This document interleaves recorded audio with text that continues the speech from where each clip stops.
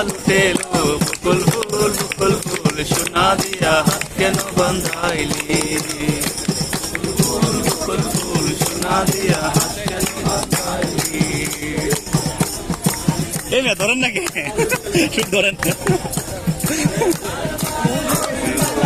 এলো হরিঙ্গানার মাঠে